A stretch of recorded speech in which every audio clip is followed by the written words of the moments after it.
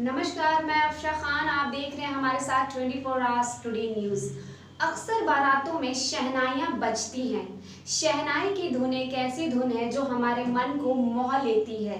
वैसे तो आपने बहुत से शहनाई वादक सुने होंगे या देखे होंगे। इन शहनाई वादकों में एक नाम ऐसा है जिसे देश ही नहीं, जिसे पूरी दुनिया याद करती है। वो नाम है बिस्मिल्लाह खां का। बिस्मिल्लाह खां की शहनाई से निकलने वाली धुन लोगों के मन को मंत्रमुग्ध कर देती है। वो इस दुनिया से अलविदा होने के बाद भी अपनी शहनाई के साथ लोगों के दिलों में आज भी जिंदा हैं। आइए जानते हैं बिस्मिल्लाह खां के बारे में। भारतीय संस्कृति में शास्त्रीय संगीत का विशेष महत्व है। शास्त्रीय संगीत को ही क्लासिक म्यूजिक के नाम से भी जाना जाता है, जिसे वाद्य यंत्र के माध्यम से शब्द रहित ध्वनि के उतार चढ़ाव से उत्पन्न किया जाता है। संगीत एक विशेष साधन है। ये कलाकार की लगन, रियाज, जोश पर निर्भर करता है कि वह अपनी प्रतिभा से देश का नाम कैसे रोशन करे।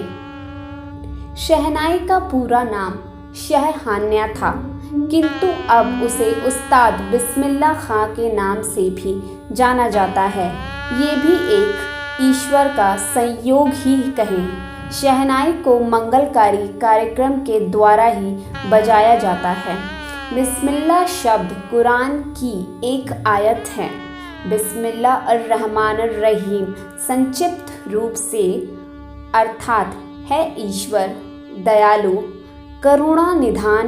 मैं आपका नाम लेकर अमुक कार्य आरंभ करता हूँ। बिस्मिल्लाह खां सांप्रदायिक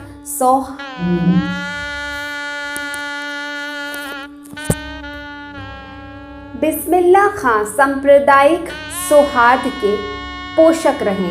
उन्होंने सदैव शास्त्रीय संगीत के द्वारा ही भारत की अखंडता को सुदृढ़ बनाने में अपनी अहम भूमिका अदा की। बिस्मिल्लाह खां का जन्म बिहार के एक गांव डुमरांव के ऐसे परिवार में हुआ जिनकी पीढ़ियों ने शास्त्रीय संगीत के संस्कारों और सहजता को संयोजे रखा था। उनके पूर्वज भी 5 पीढ़ियों से राज दरबारों में संगीतकार थे। उनके परदादा हुसैन बख्श व रसूल बख्श भी डुमरांव पैलेस में संगीतकार के पद में कार्य करते थे।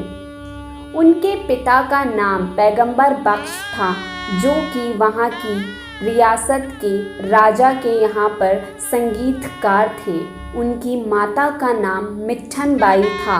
21 मार्च 1916 को प्रातः जब उनके पिता किसी संगीत प्रस्तुति के लिए जा रहे थे, जैसे ही बाहर निकले तो उनकी पत्नी की चीखने की आवाज़ के साथ साथ उन्हें बच्चे की किलकारी भी सुनाई दी। पैगंबर बख्श के मुंह से बिस्मिल्लाह शब्द निकला। तभी से नवजात शिशु का नाम बिस्मिल्लाह खां रख दिया गया। वैसे उनके बचपन का नाम कमरुद्दीन था। बिस्मिल्लाह खां 6 वर्ष की आयु में ही अपने मामा अली बख्श विलायती के यहाँ बनारस पहुँच गए थे। उनके मामा विलायती की जीविका विश्वनाथ मंदिर में शहनाई वादक से चलती थी। बनारस के विश्वनाथ मंदिर में या फिर गंगा जी से इतना लगाव हो गया कि घंटों बैठकर शहनाई का रियाज करते थे। बनारस में ही उन्होंने अपने मामा से शहनाई बजाना सीखा। बताया जाता है कि एक बार बिस्मिल्लाह खां अपने मामा के साथ इलाहाबाद की संगीत परिषद में प्रस्तुति देने गए। वहां उन्होंने ऐसी प्रस्तुति दी कि उनकी कलाकारी से प्रसन्न होकर उन्हें उपहार के रूप में चांदी का तमगा मिला। तब से मरते दम तक उन्होंने जीवन में पीछे मुड़कर नहीं देखा। बिस्मिल्लाह खां का निकाह 16 वर्ष की कम आयु में मुग्गन खानम के साथ हुआ था। वो अपनी बेगम को बेहद लगाव करते थे, उतना ही लगाव वह अपनी शहनाई को भी करते थे, क्योंकि शहनाई को वह अपनी दूसरी बेगम समझते थे। मुस्लिम होने के बावजूद वो अन्य संगीतकारों को भांति सरस्वती देवी के भी परम उपासक थे। एक रोज़ जब बिस्मिल्लाह खां मंदिर में रियाज कर रहे थे, तब एक मौलवी ने उन्हें उर्दू में कहा कि ये क्या शैतान का कार्य कर रहे हो। जब उन्होंने संगीत के माध्यम से ऐसा जवाब दिया, अल्लाह ही अल्लाह, अल्लाह ही चल शाम, अल्लाह अल्लाह, रिम झिम बरसो, वह शर्म से पानी पानी हो गया। बिस्मिल्लाह खां ने अपने सफल जीवन की शुरुआत आकाशवाणी लखनऊ से की। जब खान साहब पहली बार आकाशवाणी पहुंचे, सभी ने खान साहब का मजाक बनाया। ये क्या प्रस्तुति देंगे। उस समय आकाशवाणी का कार्यभार मुख्य भट्टाचार्य व धर्मानंद के कंधों पर था। जब प्रस्तुति के दौरान तोहरी बजाकर मौजूद व्यक्तियों को आश्चर्यचकित कर दिया, तो खान साहब को आकाशवाणी ने मुलाजिम के तौर पर रखने का एक प्रस्ताव दिया, लेकिन खान साहब ने कहा कि हम तो आज़ाद परिंदे हैं, हमसे बंदिशों में नहीं रहा जाएगा। बिस्मिल्लाह खां जी कहते थे, संगीत व कुश्ती एक दूसरे के पूरक हैं। जैसे कुश्ती में ध्यान, पवित्रता, संयम रखना पड़ता है, वैसे ही संगीत में भी। यदि आकाशवाणी से खबर आ जाए तो उन्हें चाहे अन्य कार्यक्रम हो या ना हो, जो जितने में भी कीमती क्यों ना हो, वो रद्द नहीं करते थे। आकाशवाणी अवश्य पहुंचते थे। आकाशवाणी के माध्यम से ही उन्हें देश विदेशों में पहचान बनाने का मौका मिला। उस्ताद बिस्मिल्लाह खां ने आकाशवाणी व दूरदर्शन को सिग्नेचर धुन भी दी। बिस्मिल्लाह खां ने शहनाई के माध्यम से देश विदेश में एक प्रतिष्ठा छवि स्थापित की, जिसको सुनने के लिए एशिया या पश्चिम देशों के लोग भी उत्सुक रहते थे। एक बार खान साहब अमेरिका में किसी खास कार्यक्रम में प्रस्तुति पेश करने गए हुए थे।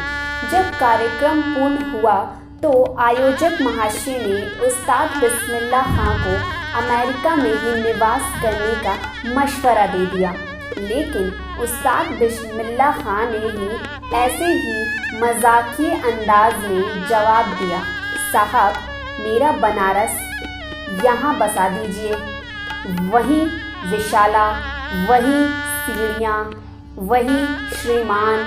आयोजक बोले, ये तो संभव नहीं, नो नो। फिर क्या था, बिस्मिल्लाह खां ने भी कह दिया, नो नो नो, मैं अपनों को त्याग कर यहाँ नहीं रह सकता, अर्थात हमारा अमेरिका में रहना नामुमकिन है। सन 1947 में आज़ाद भारत की पूर्व संध्या पर जवाहरलाल नेहरू ने उस्ताद बिस्मिल्लाह खां को आज़ाद देश की सुबह के स्वागत में मंगलकारी धुन बजाने के लिए निमंत्रण दिया। जब लाल किले पर देश का झंडा फहर रहा था, उधर उस्ताद बिस्मिल्लाह खां अपनी शहनाई के माध्यम से भारत देश की आज़ादी का शुभ संदेश देश के जन जन तक पहुंचा रहे थे।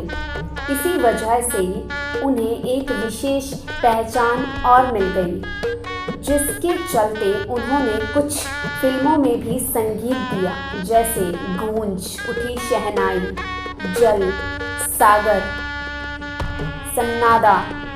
अपना में अपनी शहनाई की धुन दी और उन्हें कई सम्मानों से भी सम्मानित किया गया।